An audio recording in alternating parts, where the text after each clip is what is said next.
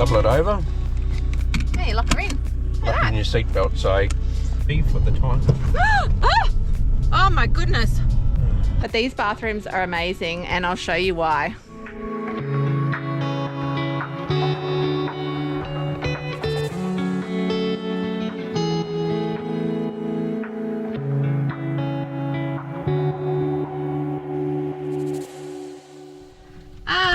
Welcome back to another episode, guys. It's freezing. Got shorts on, but I'm going to put a beanie on. It is so cold. It's a bit glary, but I've got my sunglasses in, hope we're going to have sun. Yeah, I don't know. I don't know what we've done. Cold. Now it's starting to rain.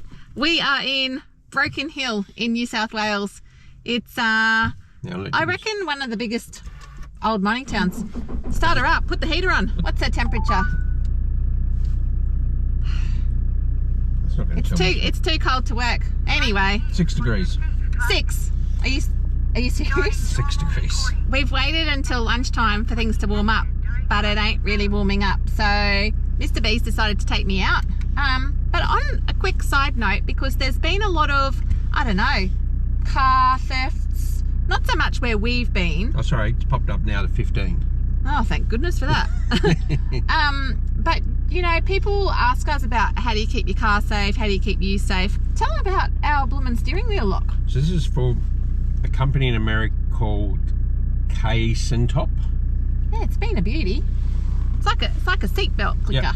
So what you do is you put it basically through the wheel. Double it over. Yeah, you lock her in. Lock in your seatbelt, say. I know it's only a deterrent, like a wheel club lock, but people that steal cars are opportunistic and they want a quick steal. They don't have to deal with one of these. So take it off, throw it in the back, all good. I think we got it from Amazon back in the day. I'll tell you a funny story. I know when we got it. Back in the day when we had Bruce, our Jeep, the club lock wouldn't work properly on the steering wheel. It made the horn go, so we had to try and find another option. Searched. And you found that. But anyway, that's a little fun fact about keeping your car, like you said, a deterrent. Nothing is foolproof. No. and the thing is, we have been lucky, fingers crossed and touch wood, we haven't had any sort of what would you call it? Shenanigans going on with the car or around the car and dash cam. Yes, dash cam is definitely, you know, you can double check. Even when I'm in the van, I can actually have a little look, as sometimes you call me Mrs. Mangles and you're like, what are you doing? I'm like, I'm on the dash cam checking everybody out if there are other campers around us. So. But the thing is as well. Yeah. Some of the new little, we're going to call them electronic throttle controllers. I'm going to put our destination in while you're banging on. Yeah. They will actually, you can actually turn the throttle control off, so that even if they get in the car and start it, they can't start it because the throttle controller has disconnected from the car. Yeah. So I think you can start it, but you can't. You can put your foot on the accelerator as much as you want. It's going to go nowhere because the throttle on your car has been deactivated. Now that is a Bluetooth app, but I'm just thinking, like anything, it won't be long before they have another app that can counteract that app. So a lot of the people with, like we do, push start engines, people have little devices that read that code and then send the code back, and then they basically override the code and they start your car and off they drive. So I don't know. Nothing's fully safe. No, so. Oh dear, we'll just keep trying to, you know, keep safe. But anyway, we are heading out for a little bit of an adventure because the weather's crappy, and we just thought we'd do a little bit of exploring around Broken Hill, and we found what we think is going to be a beauty. We're going to take you to one of Australia's oldest milk bars. Yes. I think you know all the facts about this one. I was reading up a little bit there. Anyhow, so he started a cordial shop and he decided he needed some help, so he employed a young lady. Now, they fell in love and got married. Aww. He went away to the war. They had a couple of kids, I think, but he went away to the war. They had 3 kids, but he went away to the war, and in the First World War he died when he was overseas. Yeah. So she continued to run the cordial shop, I love cordial, by the way. And then she married a carpenter who worked in the mines, and his last name was Bell. She decided to keep the cordial shop running, and what she did was she would not close the shop until there was no one left on the street at night, so that everyone, if they needed, wouldn't miss out on partaking in a cordial drink from their shop. Oh, that's so sweet. They had a son, and he was Bell Jr., right? He inherited the shop from his mum and dad, and him and his wife ran the shop up until a couple of years ago. A couple were here attending the Monday Bash, and they'd been there and they seen it was listed for sale. Oh, that would have been a good buy. So did they buy it? So they actually brought it, and they're keeping it as original as they can. Oh, that's so cool. And not changing the flavour or anything as well. They even decided that they could have changed the name if they wanted to, but they thought because of the history of it all, they're going to keep the name and everything the same. Yeah, on their website it tells you a little bit about the history and the people that brought it and stuff like that. So it's a good little read. I think you've told everybody anyway. Yeah, but it's something that's like sometimes you just need to. I think sometimes you just need to have a little bit of a read.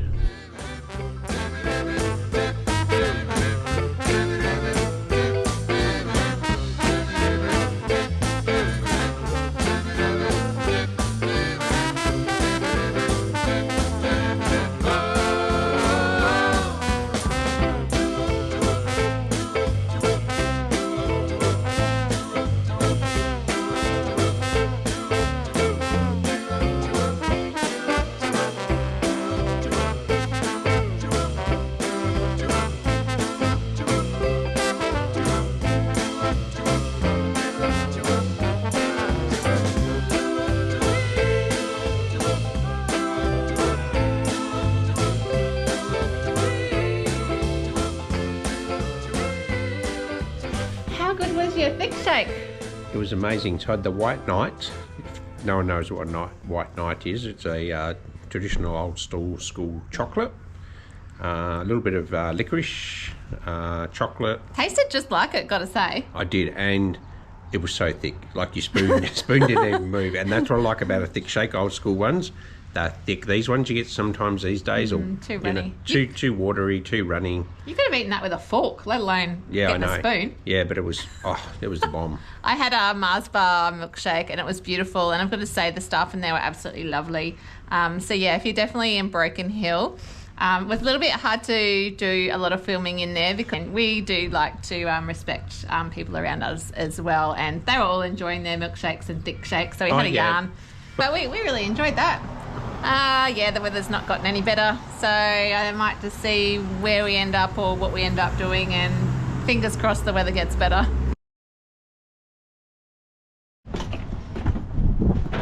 Oh, it's another cold day, guys, I tell you. But I've just been hanging out some washing, and then this lovely lady, I'm not even sure what her name is yet, but she's come around to the park and she sells cupcakes. Sorry, I don't know what your name is. Anna. This is Anna, everybody. So if you're in Broken Hill, so I'm assuming you're local to Broken Hill, yes, Anna? Yeah, born and bred. I love that. Yeah, I love it here. And she's driving around in her little car, but wait till you see this, guys. Look at this. Cupcakes. Oh my God, yes, Mr. B is going to love these. He saw me run out with my laundry money and he's like, what are you doing? And I'm like, I'm still in my jammies because I've been doing the housework in the caravan. So what flavours have we got today, Anna? So we have chocolate, vanilla, hummingbird, yep, which is banana based, carrot cake, and I have what's in there? Date and walnut. Wow. Oh, they look good too. Okay. But they require cutting in half and a nice thick layer of butter. Oh, that sounds good. All right. Well, I reckon, you know what? I reckon I'm going to have one of each, I reckon. Do you reckon I should have one of each? Mr. B, I'm back. Look what I bought you. Wow. Look what I've got you. Oh, wow. Look at that. What do you think to those? Oh, they're pretty cool, aren't they? How was your cupcake? That was great. It was amazing. It is freezing outside. However, it's sunny today. Yesterday was crap. Today's sunny but cold. Yep. We're all rugged up. But we are going to go on a couple of little adventures, aren't we? Yep. We sort of planned out a couple of things to take you to see. But we've got this little booklet of Broken Hill and the Outback. So I think we're going to tick a few of these off. But yeah, I guess too, when you go to anywhere new, you just sort of go to the tourist office, or we are staying, I forgot to tell you guys yesterday, we are staying here at the Broken Hill Tourist Park. Yep. It is a G'day Mate park as well. I'm going to say it's not bad. Mr. B wasn't impressed when we first got here because after all the dirt we had, there's a lot of dirt still here. Well, they out of all the sites that have pine barked, we ended up on a dirt site. But anyway, it's a nice sort of community here. There's a lot of obviously people traveling at the moment and stuff like that, and we've met some lovely people, so that's been nice. I guess we would have liked a little bit of grass, but hey, we are in the middle of the Outback still. Fake grass would have been good, hey. Yeah. Or even some fake bloody, even when they, we've been to some caravan parks and they've got permanent dash or mats on the ground that anchored in. Yeah. And you pull up there so you don't have to put your own mat Oh, down. you mean like the shade matting? Yeah. Yeah, true. All right, enough banging on about that. Let's get going. Got our map, got our stuff, got our puffers, and we're ready for adventure.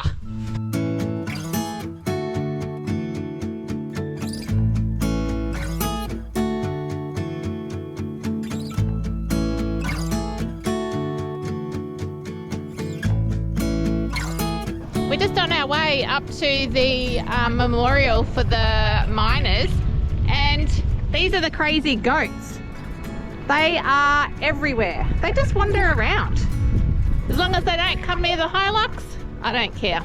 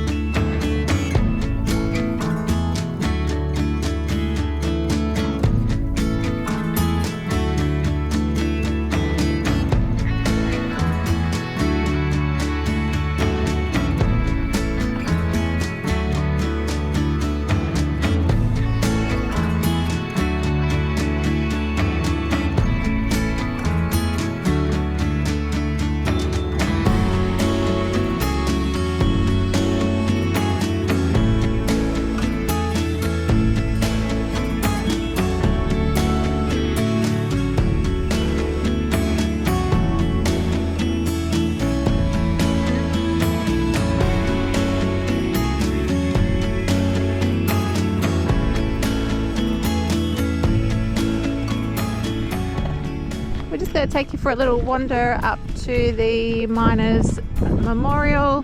It is a beautiful area up here. It is a shame at the moment there's no cafe or anything open here, which is a real pity, but such a really nice area with a lot of history to do with the mining.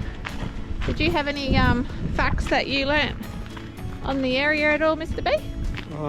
There's some slag, which is limestone was used in the furnaces to break down the silver, and the slag, which is located on the back side, about 20% of the silver used to end up in the slag. They still haven't worked a way out of how to get the silver out of the slag, so there's a big dump we'll show you when we get over there. So basically what it was is the remnants of the furnace. They used to scrape it out all the time and just dump it, but like they said, yeah, 20% of the silver used to escape into the slag.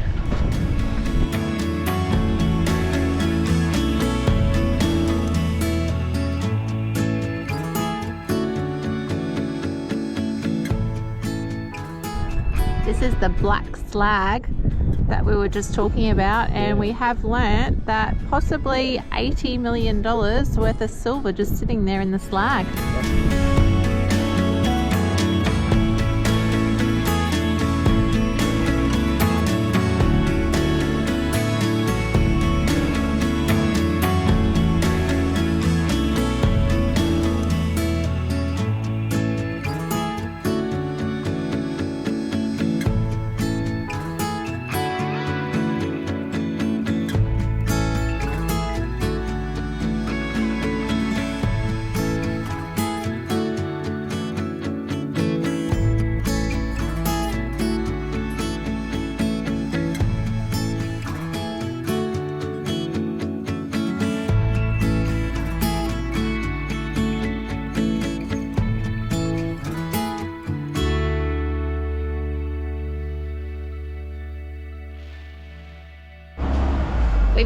headed on to the main street of Broken Hill, and we're just going to take you for a little wander down to one of the most iconic pubs in Broken Hill. If you are watching from somewhere overseas, you may have heard or have watched Priscilla Queen of the Desert. Well, that movie was actually filmed in the area out here of Broken Hill, and the pub we're going to take you to was one of the features in the movie as well. They don't mind a bit of good drag in Broken Hill. They have a festival, and I came across these windows when I went for a little walk the other day, and I just found them absolutely fascinating. I don't know how well you're going to see in there, but there's a lot of glitter, feathers, frill, high heels, and all sorts of cool stuff. Like, check this out. I love it. So we'll take you for a little wander down. We will go into the Parlour Hotel. There was the shoe from Priscilla Queen of the Desert, which sort of, I guess, looks a little bit like that one in there, but a little bit better. Check out his thongs. It's got a thong dress. But I have heard that the shoe's actually gone back to Sydney. Not quite sure why, but anyway, we'll take you for a little wander down, pop into the famous Priscilla Queen of the Desert Hotel.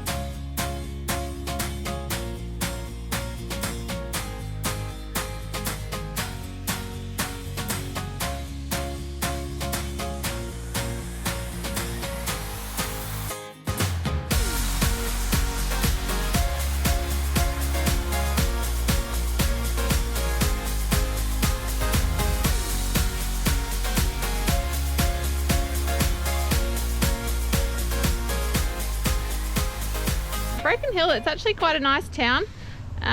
Is a fair bit of historical stuff to walk around and learn about, the heritage walk and stuff, the mines. So yeah, I think we might have a little wander around, see what else we can find. And then I think we've got something pretty cool to see a little bit later on as well, which is just out of town. Yes.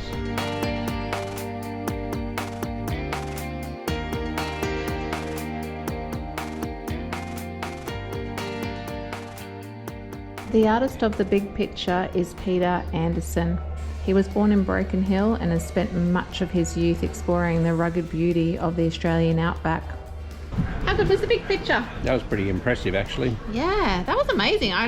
It just kept going and going, and it really told such a really cool story, and you could just stand there for hours looking at it. It's so beautiful. We actually met Chris, the owner, here, and he was a delight to have a little chat to and learn a little bit of the history and see some of the amazing silver jewellery and that's made as well, which is great.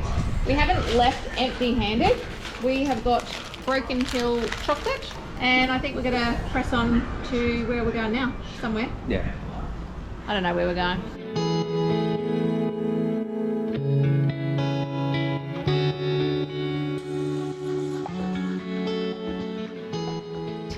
The Broken Hills sculptures. It's looking stunning already. It's definitely not warmed up at all, and now I've got my gloves on that I got earlier. So we're going to take you for a little walk. We've sort of come back down a little bit later. We went back to the caravan for a little bit, had a hot chocolate, had some of that Turkish delight, and now we've come out here to watch the sunset. So yeah, we'll take you around, show you the sculptures and this beautiful area.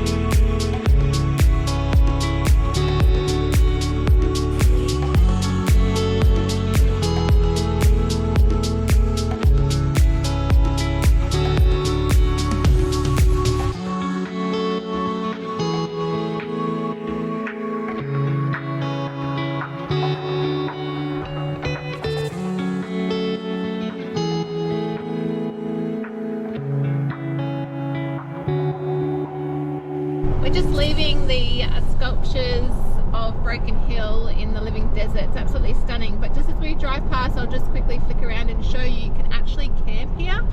All caravans in the park have their own designated sites. There's to be no generators running after dusk, no pets allowed due to it being a national park.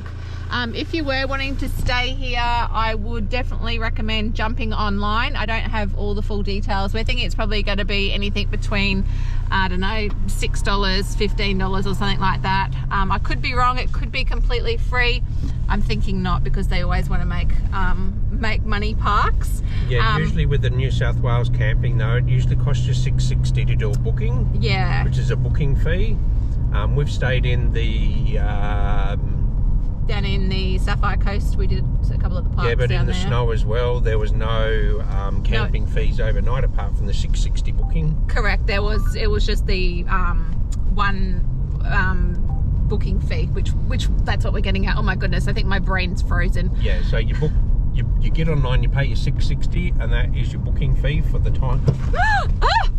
Oh my goodness. Mr. B, that was a big one. Oh, yeah, it was. That was a kangaroo.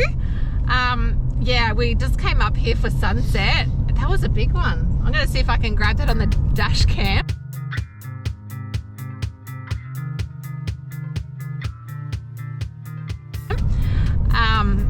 After the emu and then we had the boar in Kakadu, I'm literally a bit jumpy. Great work. And I'm still worried about the goats that we've got to look forward to as well.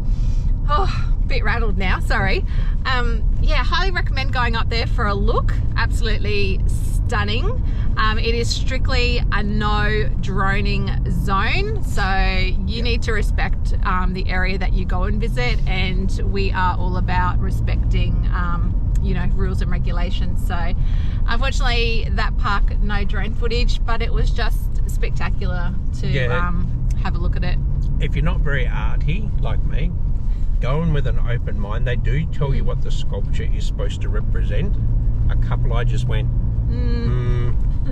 okay, you've got a different look at take on a piece of rock than I do. Some guy, I don't know, it was a was rock. Was it the naked lady?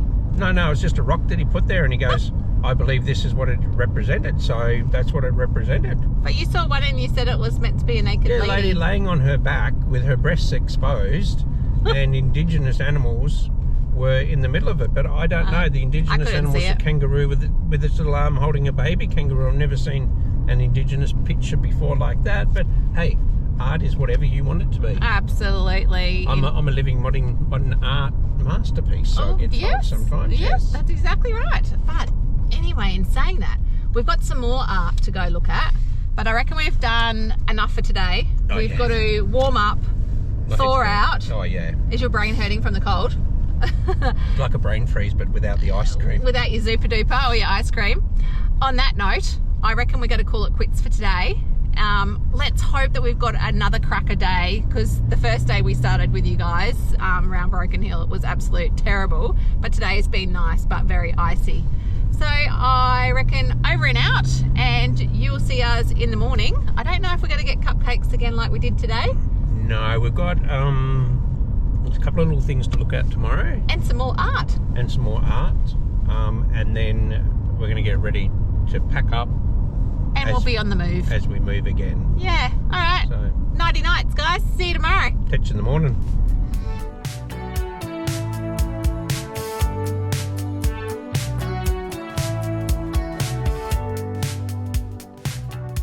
I just thought I'd take you for a quick wander around at the tourist park. We have been staying here for a couple of days. It is basically probably the most central place to stay in Broken Hill. There are a couple of other little camps on the outskirts and stuff, but gotta definitely highly recommend staying here. It is a G'day Mate park.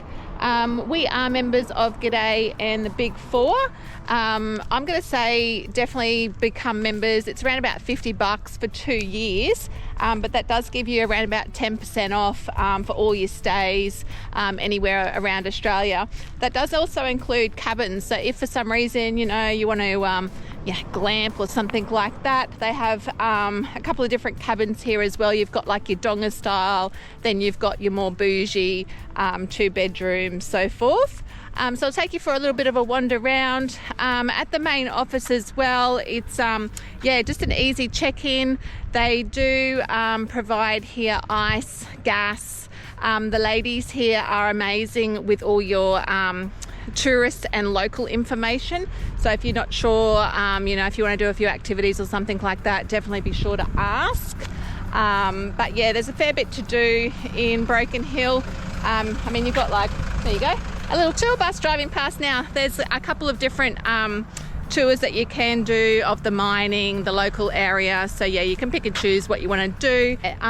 With the sites, there are powered and non-powered. Again, it's going to depend with your pricing what time of the year. So what I'll do is I'll put the links below. So definitely just jump online for that. Laundry, you've got beautiful amenities. Definitely was not swimming this time, I tell ya. Being up in the NT for the last 5 months, it's been great swimming. It's a beautiful pool here, but yeah, far too cold for me. But I'm going to say if you're actually passing through in the summer months, it would probably be very welcomed, because out here as well, as much as it gets really cold, it does get really hot. Just take you into the amenities. These are absolutely amazing. We do find, especially for me, I love doing a nice hair washing day and treat myself in the bathroom for maybe a good hour or so, especially when we've been remote camping for a while. But these bathrooms are amazing, and I'll show you why.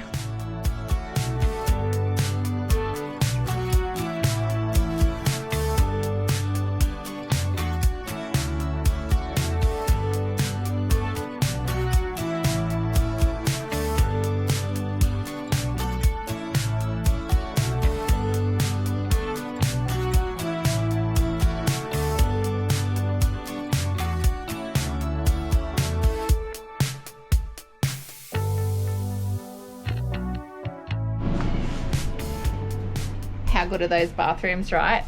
They've got a rain shower head. That was so cool. I was so excited when I saw that. I was like, oh my God, I am disappearing and I ain't coming out of there for a while. And the water pressure was on point. They do have an activity sheet that's provided on your arrival, and depending on how many days you're staying here, there are different activities. We've been lucky being here, coming in. I think we came in near to the weekend. I don't even know what day it is now. But they do have cheese and crackers by the campfire. And they also have a food truck coming in, which does Thai food that you can obviously purchase. So yeah, the park is really good in that way that they do have activities. I had a chat to the ladies at reception. If it is school holidays, they have a kids program as well. I did notice that there was a couple of fur babies here, so I'm going to say that it is potentially dog friendly, but just double check. I'm not quite sure if it is on request because I haven't actually seen too many dogs. I only just saw 2 little ones, so just double check on that. We have been asked recently to let you know if places that we are going to is pet friendly or not. I will try and remember to let you know, but because we don't have a dog, sometimes I just forget, so sorry about that. There is also a camp kitchen, which is actually right next to our caravan. We haven't actually used it, but it does look pretty good, and there's also a barbecue area in there.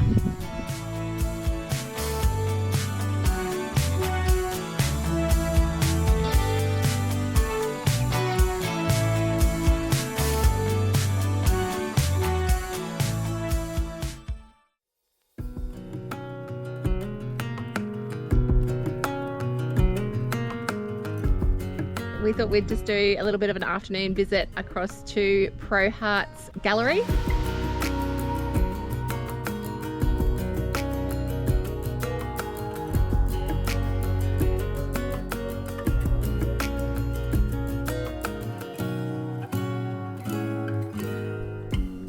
Rolls-Royce here. He's painted it traditionally Australia with either the First Fleet or the landing at Botany Bay. Check it out.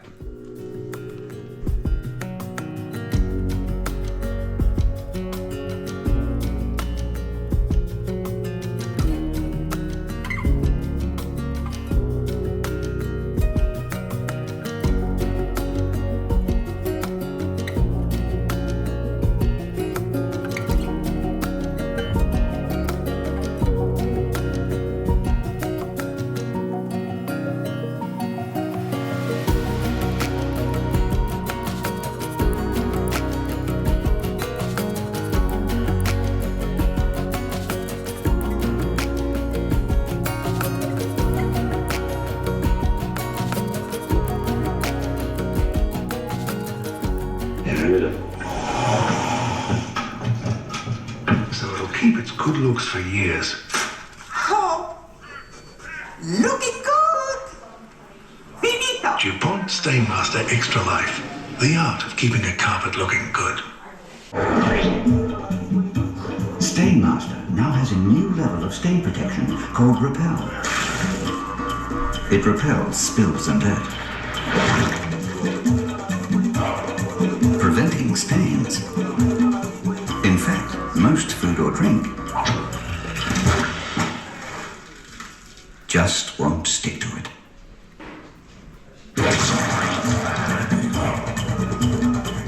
DuPont Stainmaster 2 Carpet with Repel. It may repel Pro Hart, but it will make you very happy.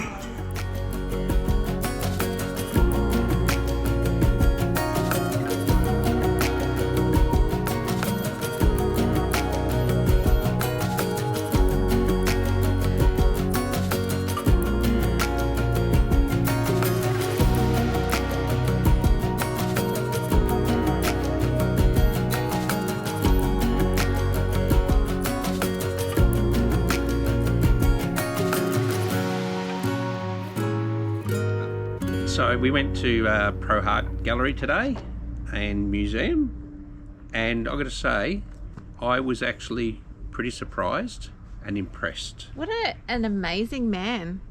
So he was quite a I'm going to say a bit of an introvert. He didn't like the spotlight on him, but he liked to talk about conspiracies. He was very religious as well, but he also had a art collection of his own, but that art included Rolls Royces, Bentleys. How cool was the painted one, by the way? Motorbikes, and he had a fetish with blowing up things all the time. He used to, I don't know where he used to get his dynamite and black powder from. It's probably down the mines. Yeah. And for you that didn't know, he actually worked in the mines for close to 20 years as a locomotive operator. Yeah. Down the mines, he hated going to work, and he painted an amazing painter called The Miner's Monday. And it shows the distress and the heartache of these guys having to go down into the dark, underground every day and not really wanting to do it. Yeah. But he was also an avid bodybuilder, which I never knew about him. He was an amazing family man, He having was. such a big family as well, and he absolutely adored his wife. His wife was a little bit younger than him, but Yeah, he was just such an inspirational guy. Yeah, he didn't like going away without his wife. So a lot of times for shows and that stuff, he actually had to say no. But he had a big problem with that because he wanted to say yes to everything that came his way. He didn't want to let people down.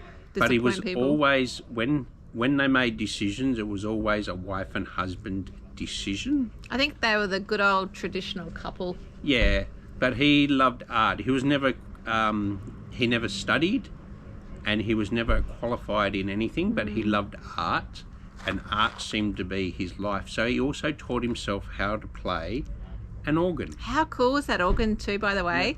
Yeah. The fun fact I learnt about that, he actually had that handmade, I mean, I don't know anything really about organs, handmade in America, in the States, and it got shipped out here, and he used to play the organ all the time, and like you said, self-taught.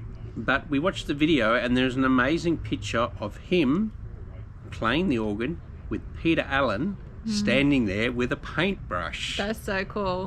He's had photos with Slim Dusty. His artworks, you know, in the Royal Palaces, is in the White House.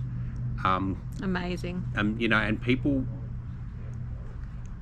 the local Aussie guy brought a lot of his artwork because it resonated with their life and how life was back then. Probably not now because his artwork's bloomin' had a price rise, hasn't it? Some of his pieces are absolutely stunning, and they've got an amazing price tag as well. Yeah, but you got to remember, once an artist dies, artwork usually triples, quadruples in price because it's never going to be made again. That's it. But he used to experiment, like we said, blow pieces of metal up, then go back home, weld them together and create art, and then paint them. Amazing. And he had a fetish with ants and dragonflies. It was crazy.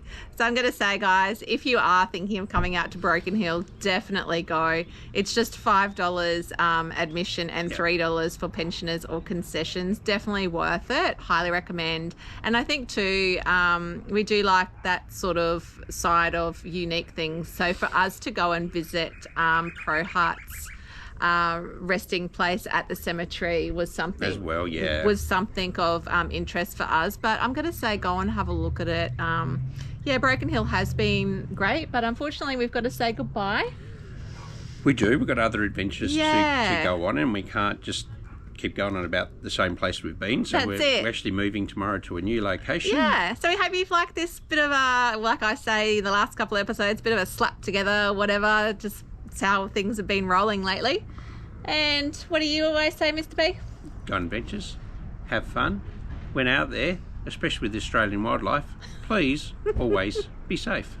See you next episode, guys.